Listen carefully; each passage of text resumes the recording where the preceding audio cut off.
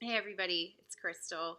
I just wanted to hop on here really quick and just talk to you a little bit about my day today. I am sitting on my couch. This is the window. It's absolutely gorgeous outside. It snowed all through the night and the ground is just covered in this beautiful white blanket. I have a 5-year-old little girl and then a 1-year-old little boy, and they were so excited to see the snow this morning. It was just absolutely adorable. So, anyway, it's a beautiful day in Ohio. It's pretty cold, but fun news. I just got back from Solid Rock North Campus and was able to shoot the promotional video for the ladies conference that we are having in January. And I am so excited for you guys to see it. I'm excited to see it myself, and I can't wait. I was able to work with the videographer up there. Such a nice guy, and I can't wait to see what he's going to come up with, what we're going to do for this promotional video. So anyway, mark your calendar for January 10th because we're going to have an awesome time together. It's a Friday night. It's going to be great. So I was just thinking on my way, up there to the church today, and especially on my way home, I was just feeling so surreal. I had never really been involved in a women's ministry when I was growing up in church. We went to a very, very small church. It was beautiful. It's the very foundation of my faith. I wouldn't change it for the world. Amazing heritage growing up there, seeing signs and wonders. But I didn't really have anyone to kind of rally around me growing up. We didn't have a youth group. I didn't see what a women's ministry looked like or, what it should look like. And I was just kind of by myself, except for my sisters, of course. And when my then fiance, my husband now, when we started going to Pastor Tommy Bates Church in Independence, Kentucky, about 10 years ago, was when we started going there. We now attend Solid Rock Church. But when we went to Pastor Tommy Bates Church in Kentucky, I started to get involved with the women's ministry, and it changed my life. That sounds cliche, but it really did. I all of a sudden got this group of women from all different ages, so women close to my age at the time, to older women, to saints of the church, surrounding me, praying for me, giving me biblical advice, giving me wisdom. We would go on, all night prayer meetings at different people's houses. We'd go on retreats. It seriously changed my life.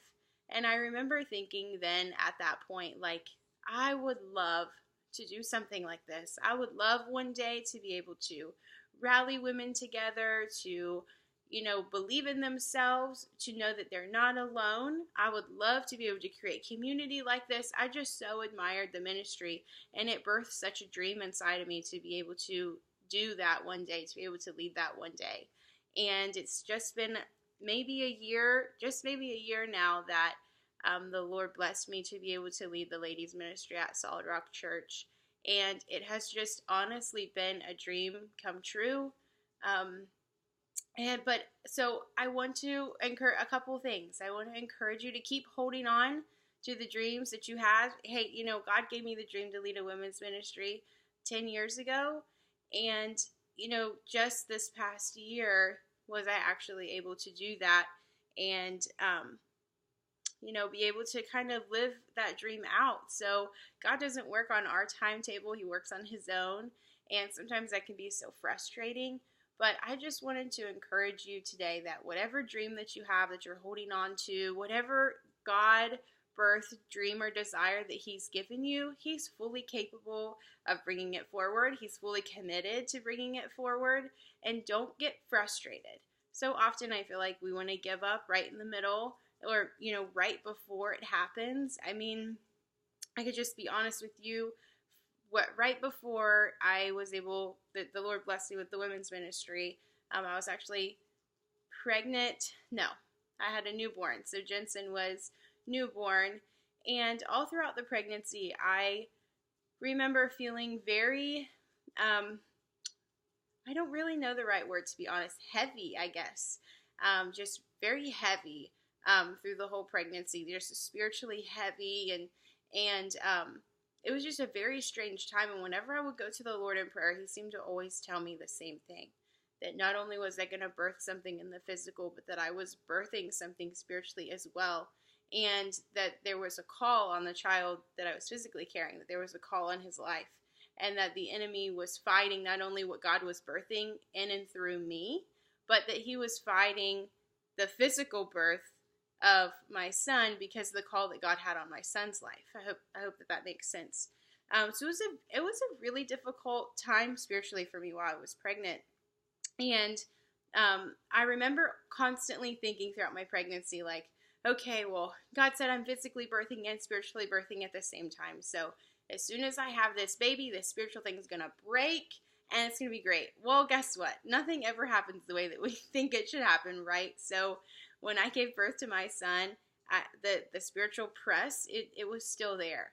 And it was probably two months after giving birth to him that I came into church and I sat down in my seat, and I remember telling the Lord in my mind that if this thing didn't break today, that I wasn't going to have the strength to walk out the door. I remember telling him, God, I need you to move today because I cannot take this any longer. And that was the service that it broke off of me. And it's probably a longer story for a different time, but anyway, it broke off of me. And at the altar, really, the Lord gave me the women's ministry, but the point in that is that it was such a press. It was so hard in the season right before God delivered on a dream that he had given me 10 years ago.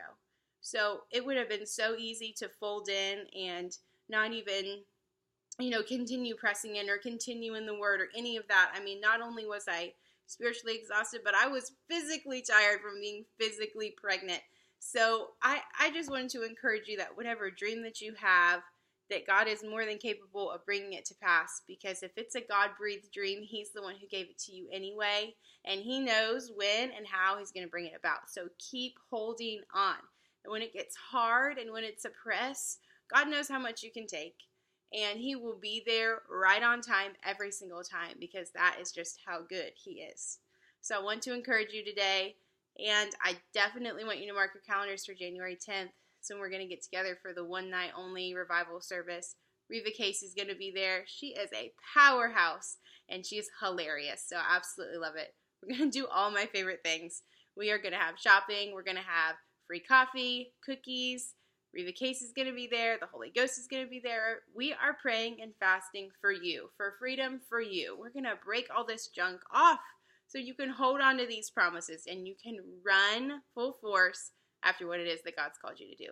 So thanks for stopping by and sticking with me. Looks like I've been jabbering for almost 8 minutes. You guys have an awesome day.